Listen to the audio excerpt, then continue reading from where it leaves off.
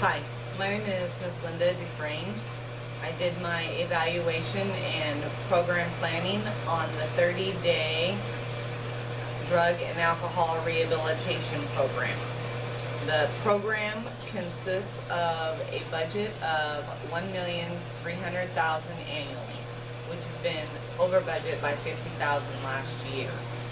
The employees consist of 10 part-time counselors with bachelor's degrees, 3 immediate supervisors, and 3 registered nurses which specialize in mental health.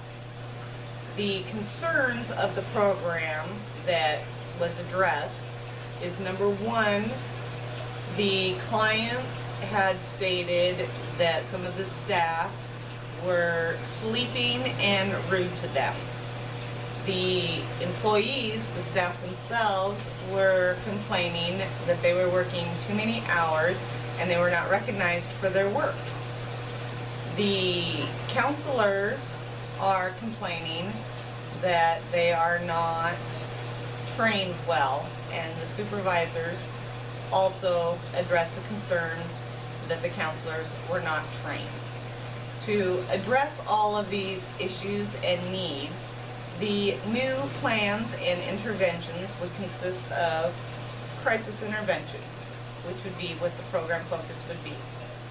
The crisis intervention would accept anyone, and this is because every human life is valued.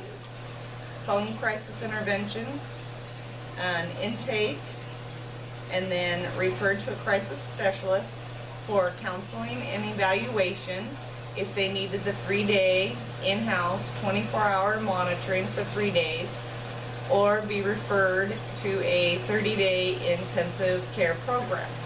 The detoxification would consist of an evaluation. The 30-day program would consist of alcohol and drug treatment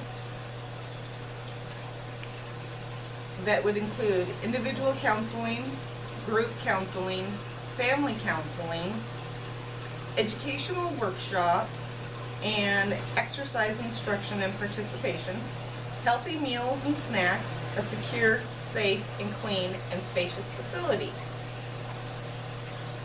The interventions will consist of any unwanted or unhealthy behaviors that may take place between 2 or more persons by a counselor.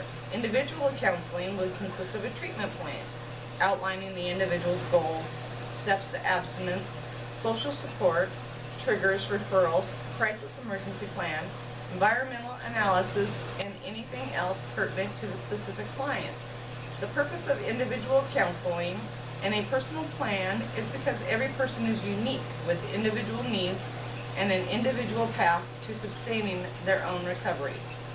Group counseling will focus on areas of self-esteem, anger management, communication, triggers, steps to recovery and abstinence, health and medical costs of chemical use, stress management, family and peer, and healthy interactions. Educational workshops would consist of work ethics, resume writing, interview procedures, healthy food preparation versus fast food, household budgeting, and so forth. The topics are important for anyone who has been living an unhealthy life and needs to learn, be educated on perhaps a better way of addressing such issues. The instruments used to evaluate the program and the data collection was a quasi-experimental, which included such instruments as written surveys. Written surveys will be given that are valid and reliable and published specifically for drug and alcohol rehabilitation programs. The surveys would be given to clients at discharge. Questions would be specific, like what skills did you learn? What skills do you use? Was staff respectful and empathetic to you? Other surveys would be given to family members at discharge, and their questions would include things like, did your person enter into treatment voluntarily? Did your person seem to engage in all activities? Did your person learn social skills?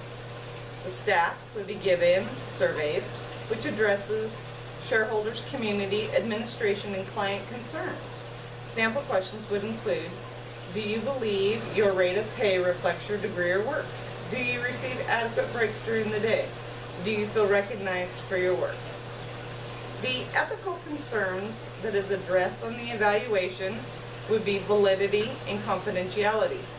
Validity would be addressed through the sample size and control group. The sample size would consist of all the clients in or discharged from the program, and the control group would be participants and clients from various other drug and alcohol inpatient groups in the state. It would be unethical to send surveys or evaluate people that have not been in a drug and alcohol program. The evaluation procedure also goes through the budget. The budget includes only having 2 supervisors' positions, which therefore is able to employ specialized people. Specialized people to come in for like 2 hours a day, twice a week, and therefore cut the cost of the program and also delete the overwork and burden of the counselors.